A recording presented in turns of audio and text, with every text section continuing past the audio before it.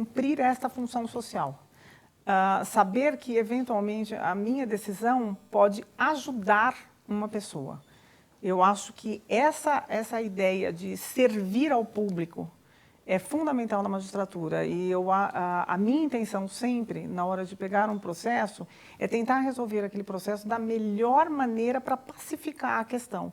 Porque não adianta nada dar uma decisão que vai eternizar uma briga entre duas pessoas. É sempre interessante, inclusive isso em primeira instância é fundamental, tentar uma conciliação, porque às vezes na conciliação é possível assim, se decidir milagres. As pessoas às vezes fazem conciliações que nem a gente acredita que estão sendo feitas. Para evitar brigas de anos e anos. E o que acontece? Na conciliação, a parte sempre cumpre o acordo de uma forma voluntária, porque ela participou daquela decisão. É uma conciliação. A partir do momento que vem uma decisão imposta por um juiz, o cumprimento é sempre mais difícil. É obrigatório. É sempre mais difícil, é uma coisa imposta. E existe sempre aquela reação de não cumprir.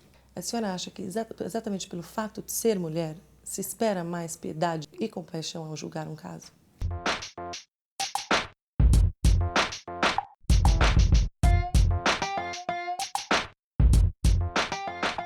Não, ela deve ser isenta de piedade, ela deve obedecer à lei, né? Não deve ter nem para lá nem para cá, deve ser igual aos homens. Não, porque a mulher tem tanta opinião quanto o homem, ela tem discernimento para saber o que é certo e errado da mesma forma. Ela tem que julgar igual, ué. Igual. Não, porque indiferente se é homem ou mulher, a condenação tem que ser a mesma, tem que seguir a lei. Olha, quando a gente diz julgamento, eu acho que tem que ser independente dos sexos, né? Imagino que um juiz ele deve ter, no mínimo, um grau ético pela profissão e uma série de outras coisas para levar ao julgamento. Porque a partir do momento que a gente começa a colocar o lado emocional na questão racional, aí deixa de ser justo, eu acho. Não, acho que não deveria caber, deveria ser igual aos dois. Independente do sexo, o julgamento deve ser igual. Não, acho que tem que ser igual, um homem ou uma mulher. Ele tem que ser juiz na hora da profissão, independente, diferente de sexo.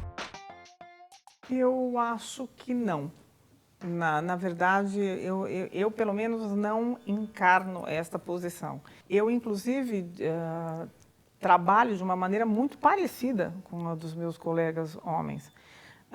E eu acho que um juiz tem que ser exatamente preparado para julgar de uma maneira imparcial, de uma maneira que ele não deixe que as suas convicções pessoais interfiram de uma maneira exagerada na decisão. Porque é óbvio que a sua convicção pessoal sempre vai estar presente na sua decisão. Mas isso tem que ter um limite. E pelas partes? Você acredita que eles esperam? Que eles esperam. Eu acho que talvez em casos de família eles esperem que exista um entendimento maior. Mas às vezes eu acho até que as decisões de algumas juízas são mais contundentes do que as decisões de alguns homens.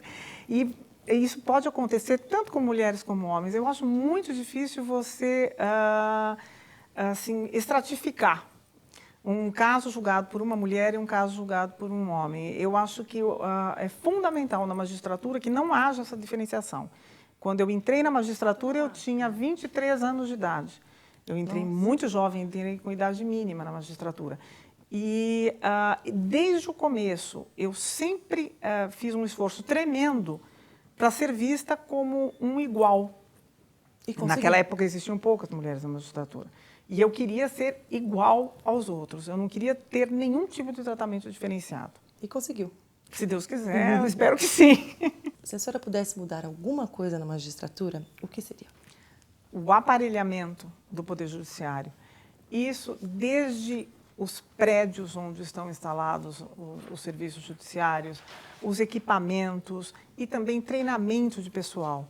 Isso é fundamental. A infraestrutura total dos tribunais. Os tribunais de todo o país estão fazendo um esforço enorme para se modernizar, para chegar a uma situação que seja possível trabalhar com maior conforto. E esse conforto, inclusive, em especial dos funcionários, faz uma diferença enorme no rendimento do serviço. Com certeza. Isso é muito importante e seria a primeira coisa que eu mudaria.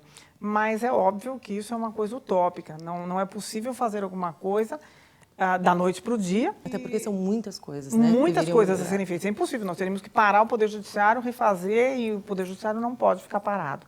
Então, o Tribunal de Justiça do Estado de São Paulo está fazendo um esforço muito grande nesse sentido. E eu vejo uma melhora bastante grande nos últimos anos. Com certeza, existe uma melhora muito grande. Desembargadora, todos nós temos um ponto fraco. Qual é o ponto fraco de Cristine Santini? Esse é fácil de responder. Paciência. Falta de paciência. Eu, na verdade, sou uma pessoa que quero tudo para anteontem. A senhora deve sofrer como desembargadora. Então, na verdade, eu tenho que fazer um esforço muito grande, uma doutrinação muito grande de mim mesma para ter paciência. Porque nem tudo se resolve da noite para o dia. Tem coisas que realmente precisam ser resolvidas, tanto na parte profissional como na parte pessoal, elas têm que ser resolvidas com calma. E eu tenho uma tendência de ser extremamente ansiosa e de querer as coisas muito rapidamente. E é gozado, porque a senhora comentou conosco que a conciliação é uma das coisas que lhe dá grande prazer na profissão.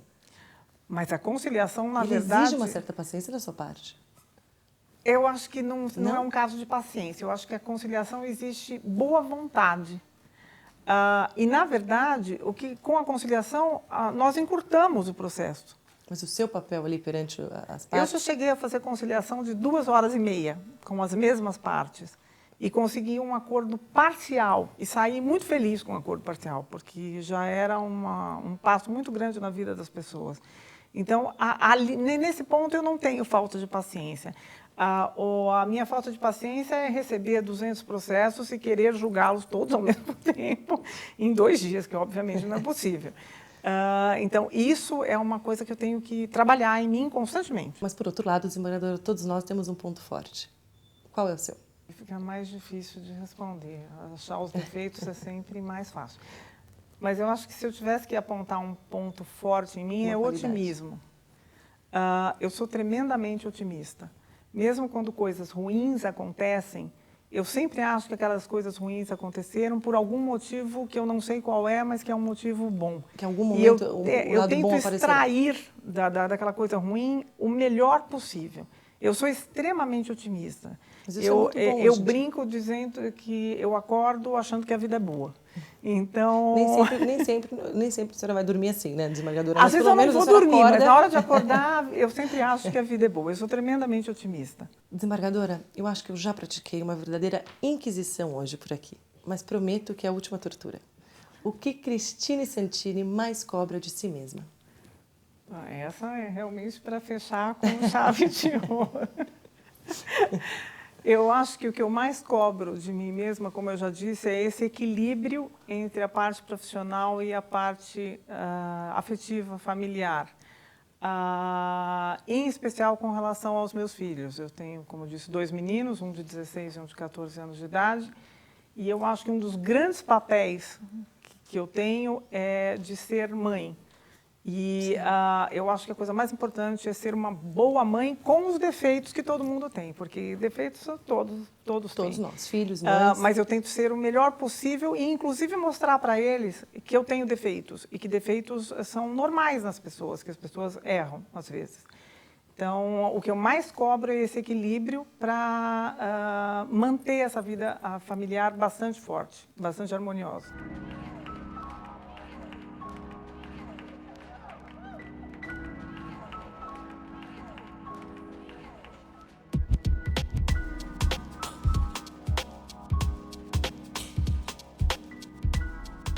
Desembargadora, foi um enorme prazer tê-la aqui conosco. Muito obrigada pela sua presença. Um prazer duplo, eu diria. Uma juíza, desembargadora e uma mulher, o que ainda é difícil, né, na magistratura. Eu gostaria de agradecer, espero que a senhora volte a conversar conosco. Tenho certeza que também que os telespectadores gostaram bastante. Eu é que agradeço o convite, eu acho que é sempre uma satisfação. Eu acho que é função do judiciário conversar com as pessoas e expor exatamente a nossa visão, para que as pessoas fiquem sabendo o que os juízes fazem e que os juízes são pessoas normais, como todos os outros, e que a gente tem simplesmente uma função diferenciada, uma função de ajudar as pessoas. Eu realmente entendo a magistratura como essa função social preponderante. Eu agradeço muito, foi um enorme prazer estar aqui com vocês. O prazer é nosso. Muito obrigada mais uma vez. E você já sabe, o Contraponto estará de volta semana que vem. Obrigada.